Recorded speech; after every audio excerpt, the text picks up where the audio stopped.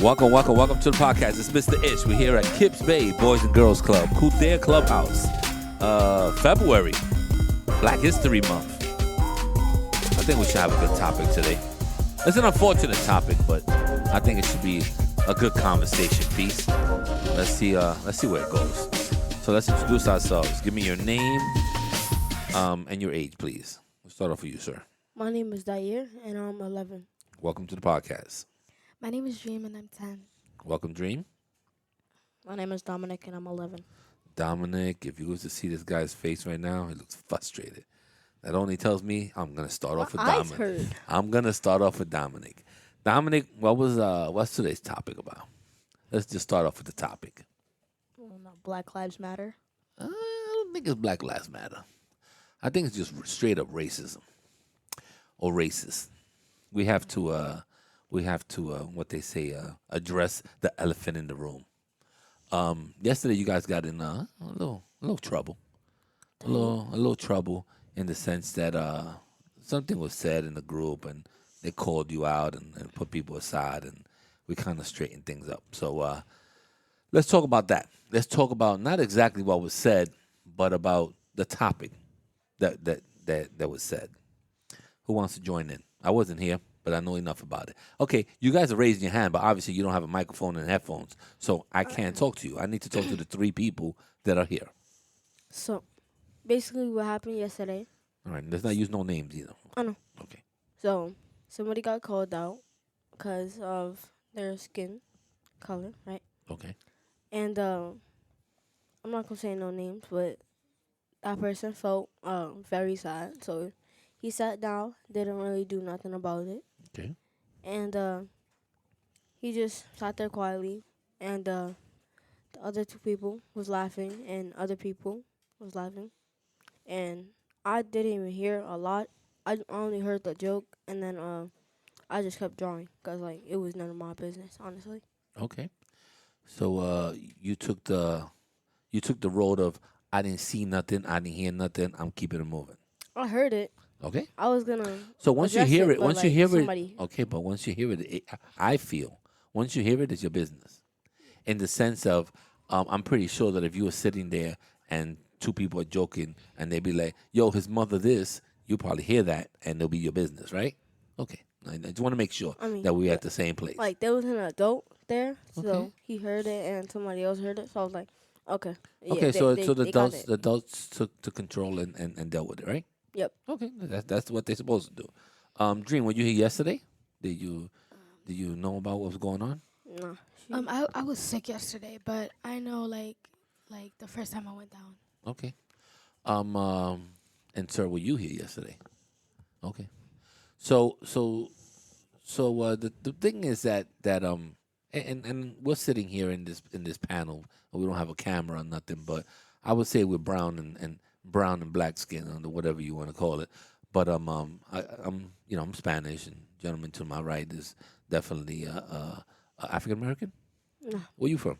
Oh no, because your mom is, but your dad speaks Spanish. Somebody? No, my mom is Panamanian, Okay, and all right. my dad is. Still dark skin though. Okay. My dad Dream is dark skin. And Uh, you like me? You're about the same color as me. he has like multiple races in his family, cause like. I thought you said multiple racism. I don't know, multiple races. Okay, don't know. He has like Let's not blow up that like that. That might be listening to this Like- podcast. on my dad's side, right? Like, his mom and dad is like, I don't even know. One of them is Italian, I think, or something. All right. Well, we all mix in some way. So the reason why I bring up even the color is because we all, unfortunately, at one time in our lives, we probably were affected by racism. Yeah. You know what I'm saying? It could be from a joke. It could be from another kid that's not your color. It could be from, unfortunately, it could be from a teacher. And that's the saddest thing. It could be, just from as we get older, it could be like, it could be a time that I don't get a job because of the color of my skin. So it's going to affect us, I would assume for our lives. So we have to learn how to deal with it. I'm not going I'm not gonna call my fifth grade teacher's my fifth grade art teacher's name, right? But I suspected that she was racist because like right, my classmate was sitting there, right? And I feel like she was about to call him like the N word. But then Well, Mr. Sherry came in, right? that's kind of Because tough. his one kid was like screaming if he didn't get his way. So like he heard it when he was in a meeting and he came to our class, well the art class while we was there and told us. Right. As soon as he walked in, she asked if my friend Justin wanted neon green when she was about to call him something else. But yeah. All right. Well, hopefully thank God that didn't go down. But unfortunately, we have to kind of cope with this, and we have to learn uh, how what we say, especially with racist innuendos, how it affects other people. So let's start off with and I'll go to Dream on this one.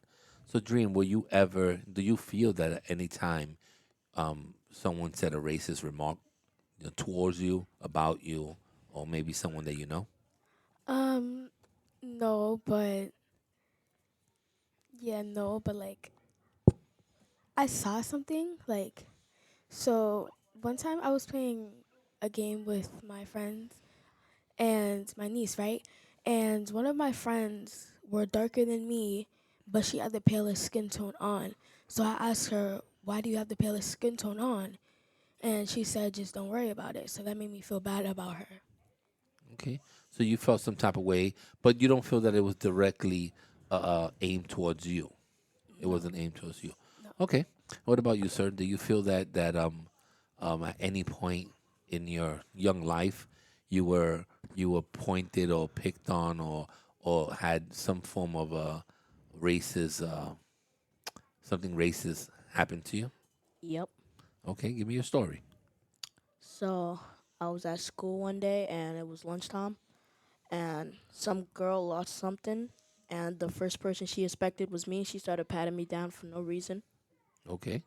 So you feel that that was because you were next to the item or because the color of your skin? The color of my skin, cause she Okay. noticed that I didn't have it on me, and she said, "Oh, I really thought it was you." Okay, so you were basically picked out of her imaginary lineup and said, "Oh, this guy's the one that stole." Um, so how do you feel about that? I mean, at that point, how did you feel? Mm. I I mean, I can tell felt you this much: anybody stop me and accuse me of anything, I don't care what color skin I am. You accuse me of something, you better come. You better come with some real evidence because I don't want to be accused of nothing. So that to me, even the racist part, that's bad, but I don't want to be accused of anything. So how do you feel about just being accused of something, especially them patting you down and In stuff like fifth that? grade, that happened to me too. Yeah, But in fifth grade, it happened to me also. I But mean it was like something different. it happens. It happens. Unfortunately, even myself, if I walk into a store sometimes and people are following you and you're like, yo, why are you following me? I'm like, I'm gonna buy something, and people, and it's security. I mean, it is what it is. But they're walking around you, and like every 2 or 3 minutes you trying this on or you with your kids or something, and then they pop up again in the aisle. I'm like, for real? Like, you really think that I came, to Target to steal? Like, that's not it. But they won't think twice about, maybe a light color person, walking around with a book bag, and that's the one that's taking all the stuff because or the one with the suit on. That's the one that's really doing the lifting, the shoplifting. It's not everyone, but we get put in this category, and it's a sad thing. So for me, as a man, I don't like to be accused of anything. But also, I understand the color of my skin could could uh could make people feel, you know, some type of way. I think that I know my friends at sometimes they were in a train or something, and you see the lady grab her pocketbook a little bit tighter, when she's in the train. But before that, she was rocking. She was holding the handrail and all that stuff. And all of a sudden, I come on the train, me and a couple of my friends, and all of a sudden she puts her pocketbook a little closer to herself. it's sad that we deal with these things in America or just in the world, but we have to learn how to deal with this. And sometimes these are learning points that could make us, could make us learn something new. And I also think that this goes into just being open to having friendships with all types of people. You understand? I think that if you have different types of people in your life, it also opens you up to different cultures, to different things. So you don't always see it just one way. So I think that that's important. How many of you guys here have multicultural friends? What you got, Dream? One of your friends is, I do is okay. a lot. How many? Like what? What culture they're from? Yeah. Okay, tell me. My friend Justin is Honduran. Honduran, Uh, basically Spanish. my friend Derek is Hispanic, and my friend Jabon is black. He's black. Okay, so we got a couple of different ones. Dream, any friends, any multicultural friends that you have? I have a lot. So like, it's one of my outside school friends, outside KIPS Bay and stuff. Her name is Daisy. She's white. Um, well, but like, she might be Italian or stuff. She Okay, told me she was yeah, Italian. she could be Italian. I mean, I guess Italian people consider themselves white. Yeah. I still think they in the brown section, but that's fine. Um, my friend Ubelis and Rosie. Ubelis is Dominican and Rosie is Puerto Rican. Santo Domingo make some noise. I got my Boricos make some noise. Too. I got my Puerto Rico make some noise. I'm ready for those people. I'm always ready for my Puerto Ricans. We bring it. We was just in the Grammys bringing it. What about you, sir? Any friends out of your culture that you have? What do you mean by that? Like she's saying that she has a white friend, she has a Dominican friend, a Spanish friend. Do you have friends that are from a different background? Okay, well, talk about it. Um, I don't need you to nod. This is not a nodding game. We're in a podcast. We're talking. I got a Puerto Rican friend, and his name is Benjamin. I don't know too many Puerto Ricans named Benjamin. If you told me Carlos or Juan, yes. Now, Benjamin is a tough I got one. a friend named Benjamin. Maybe they call him Benny. Benjamin, so he's a Puerto Rican friend. Who else? Don't be making up no friends either. Uh, You don't look too friendly. You look like you only got one friend. wow. You got one friend and he's imaginary. Nah, it's okay. I'm sorry. So Benjamin is one of your friends. Who else? I got some girl named. Yeah, I got a girl named I guess Jolie. Anjoli? Yeah, she's right there. She's from Dominican Republic. Santo Domingo makes some noise. I'm ready for you people. I've lived a long life, so I have a lot of friends. I have friends, and I don't even know. A lot of the people that listen to my podcast are, like we have a lot of different people listening from different cultures and stuff like that. And a lot of it's because I'm a friendly guy. I talk to everybody. I talk to the deli guy. I talk to the lady that washes clothes. I talk to the guy that parks my car. Like I think I know probably too many people, but that's because I also I come from Spanish Harlem, and I also want my daughters to be friendly and outspoken and stuff like that. My daughters are I call them Puerto Ricans. They're Polish and Puerto Rican, so they're mixed. And then my wife's family is all Polish. I'm a little dark skinned, but my family from my dad's side is they're all dark. So I was always like the lightest one from my family. So that I was kind of like we used to call those the black sheep. I don't think we could use that terminology anymore, but I was kind of the black sheep. So in the sense that all my family was dark skinned and I was the light skinned one. I do have two sisters that we adopted. My mom adopted, and they both African American. So they have like African American names, and then they have a Italian last name because my stepdad was Italian. So it's kind of weird when we were going to school.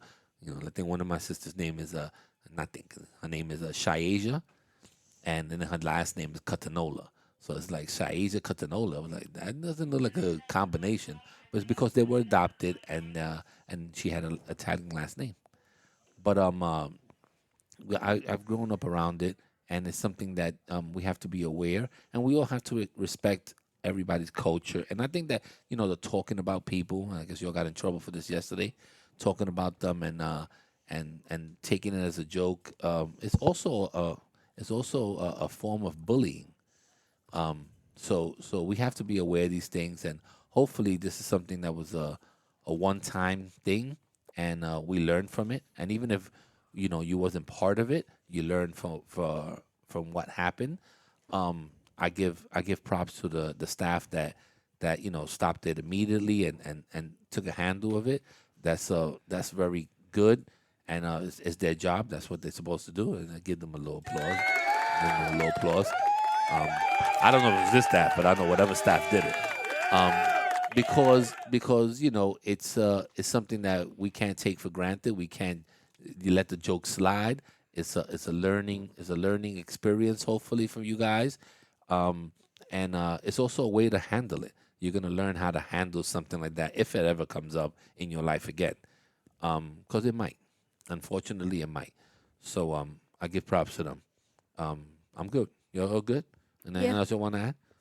We shouldn't be talking about this in Black History Month. I mean, I think we should be talking about positive things. Don't you think? Valentine's Day. Valentine's Day, this made up holiday. Don't talk to me about Valentine's Day. Valentine's Day is the worst holiday ever How? because it's not even a holiday. We don't get time off. We don't get overtime. We don't do nothing. It's a make believe holiday. You want overtime? Of course, I want overtime. You Why want to get would more money. You're not a worker. You don't know about these things. And it's a make believe holiday. You're paying for what is it, $100+ for roses, and then the next day the roses are, $18. Like, is this for what? You're paying $180 for Godiva chocolates. The next day they 75% off. You know when my wife gets presents on the 15th. You tell her I don't care. I won't come home on the 14th if possible. I ain't trying to Valentine's Day. Check you out. Even though my daughter said yesterday she got 2 Valentines. She was like, yo, 2 people asked me to be their Valentine. I had to have a little speech with her. But she said they're not like boyfriend Valentines. They're just my best friend Valentines. So I took that from her. But she was about to have that conversation with me. And she's only 5 years old. So I'm sorry to tell you, I was ready for it. I was ready for the fire. So don't step to my daughters without knowing that Mr. Ish is gonna come with some fire. All right, guys, thank you. I hope the topic was we learned something from it. But Black History Month, we gotta learn something from what happens in life. Always learn. That's it. Learning is positive. Let's go. Say bye. We're out of here. Konnichiwa. That means hi, bro. Check. 1 2 1 2. Check.